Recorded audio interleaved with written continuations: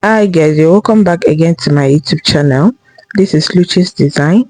On today's tutorial, I'll be showing you how to make this gown that you are seeing on the screen. It has a cut together pocket and a side slit. Please make sure you watch till the end and don't skip any part of this video so that you won't miss out on any important tip.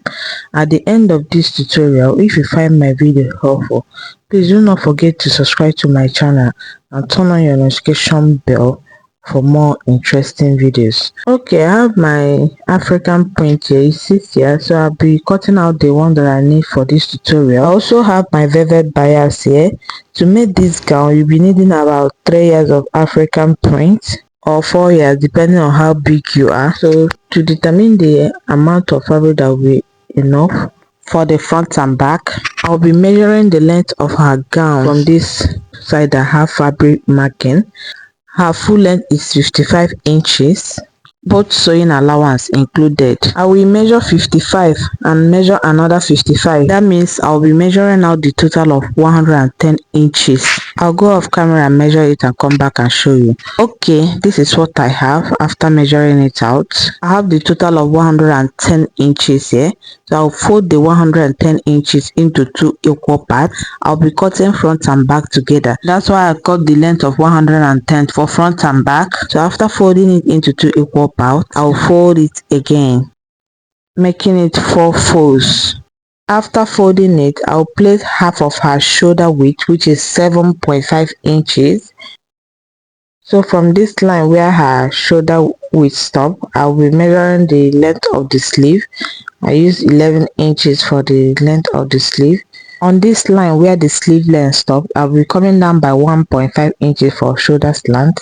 After marking down the 1.5 inches, I will slant it the way you see me doing. After that, the next thing is to determine her arm opening. So I'll be using her nipple point measurement to do that. So from this shoulder slant line, I'll be coming down by 10 inches, which is from her shoulder to her nipple point, and I'll add extra 1 inch to it for sewing allowance. So I mark 11 inches for the arm opening. To mark your waistline, you remove your tape from this shoulder slant and place it here. Can you see where I placed it? So I will mark her half length, which is 17.5. After marking the half length, I'll mark her hip line. Though all these lines are not necessary because it's just a straight bubu gown, so I'm marking it as a guide for the inbuilt pocket. Her hip line is 26, while her knee line is 35. On the line I mark her arm opening, I'll be placing quarter of her bust measurement. I'll add 4 inches to it. That's how free I want the gown to be. 4 inches is very okay for all body sizes if you don't want your gown to be too free. After that, I will measure the total of what I have on the bust, which is 14 inches. So the 14 inches, I will take it down. After marking the 14 inches, I'll connect it with a straight line. To curve the arm opening, I will be coming out by 1 inch on this corner and I'll curve it the way you see me doing. After that, I'll connect the sleeve opening the way you see me doing.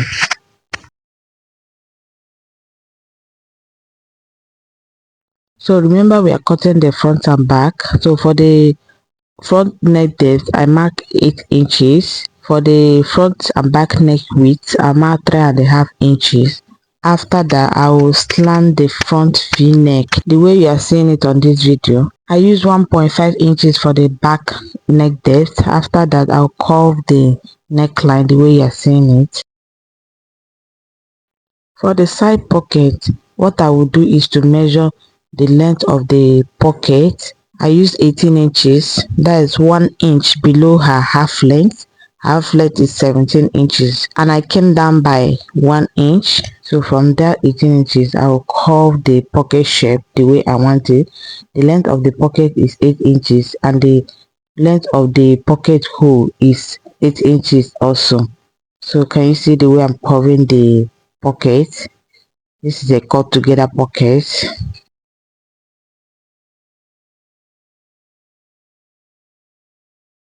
I think I'll be increasing the length of the sleeve. I used 11 inches before, so from the Shoulder line, I will make it 12 inches in total, both folding allowance included. That's what I have for the sleeve length. I'll go ahead and cut it out, but I'll be cutting out the back neckline first and the shoulder line. Just cut it out the way you see me doing. Don't cut the front neckline first. So after cutting it out, I will remove the back part so that I can cut the front neckline.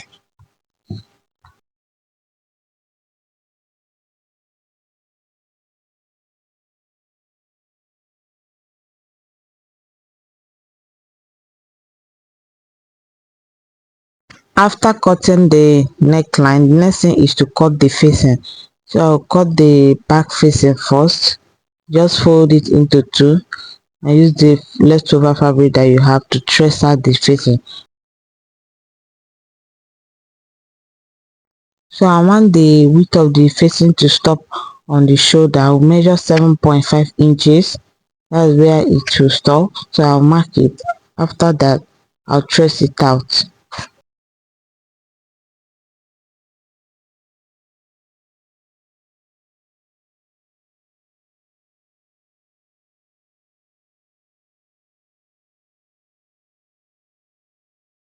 After cutting it out, this is what I have. I'll go and iron my tissue gum stay on it to stabilize it. I also cut the front yoke.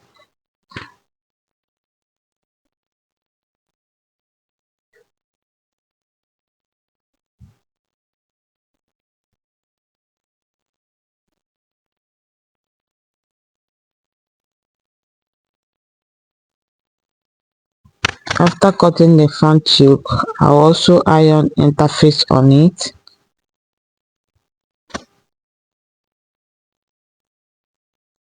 So I'll place it right side to right side the way you see me doing, and I will sew with 1/2 inch.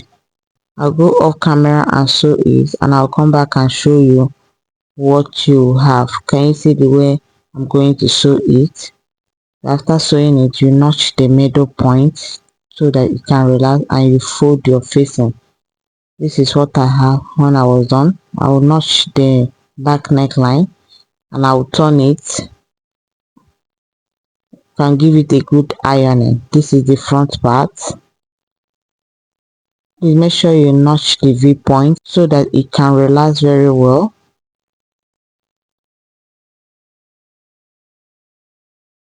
So I'll go ahead now and give it a good ironing. This is what I have when I was done ironing it. So I'll be using my hemming gum to put under the facing so that it can stick together, but I'll be doing that after joining the shoulder together.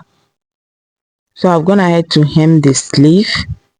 Can you see what I have? I also hem the down part both for the front and back.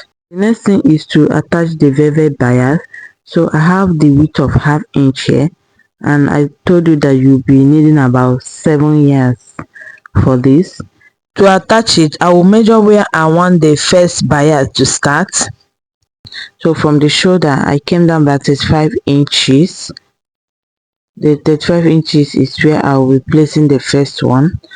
So for the second one, I will come down by 38 inches. After marking it, I will make a straight line as a guide. The space I have in between is 3 inches. So because of the side slip, the bias will not get to the side. I will come out by 1.5 inches. This 1.5 inches, I will be folding it in for the slit. So my bias will stop here. I will also mark 1.5 inches on this side.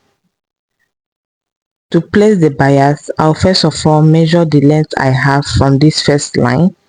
So if I measure it, whatever I got, I will add extra 3 inches to it. So I'll measure it out. After getting it, I'll place it on this 1.5 inches. I want to check the length. If you want to make it longer, you can add something to it. And I'll be making a stitch on the both side of the bias. So you first of all pin it down, pin it on the center to make your work easier. On this side, I also measure the dangling strap. So you measure the length of what you measure on the other side and you place it on the 1.5 inches. So before you start sewing, you pin it on the center. If you can control it, you can just stitch it on one side. After stitching it, you turn it to the other side and stitch it down. Please confirm whether you have the same length on the both side. So you pin it down and you measure what you have for the dangling strap. Can you see what I'm doing? When you are sewing it, make sure you back stitch on this point to secure it. Sew it very well. Can you see? So for this second one, I'll measure the length of what I have, and I'll also add 3 inches. I'll measure it out so that I can place it on the line.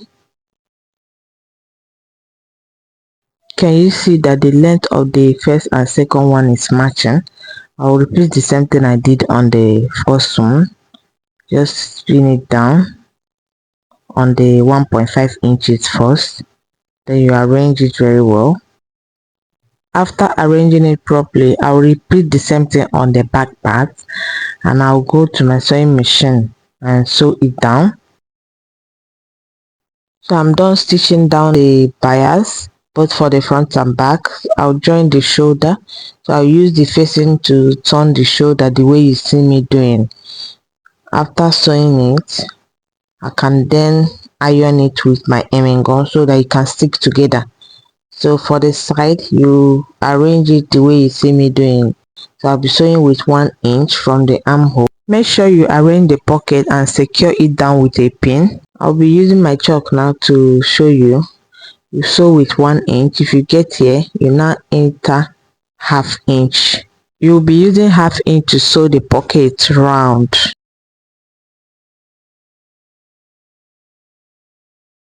So if I get to this point where the pocket hole stop, I will now come out with 1.5 inches and continue with that. I'm using 1.5 inches because I left 1.5 inches for slit opening, but from your armhole stitch with 1 inch. I'll be stopping the stitching 1 inch above the first bias, 1 inch above it. You just measure it. So that's where you stop your stitches. Please make sure you pin it down before shaping the both side.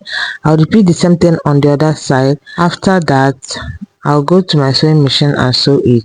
So I've sewn it already. After sewing it, you notch the armhole area and the pocket side. Can you see where I'm notching on the pocket? Notch it so that the pocket can relax very well. I also do the same thing on the other side. The next thing now is to work on the slits. The first thing I will do is to push the dangling bias inside, or you can use a pin to hold it so that it won't obstruct the slit when you are sewing it. There are different methods that you can use to sew your side slits. For me, I'll fold it once and fold it again. After folding it, I'll stitch on it, or you can fold it and use hemming gum to iron it down so that you won't have any stitches there. You can use any method you find easier to sew your side slits.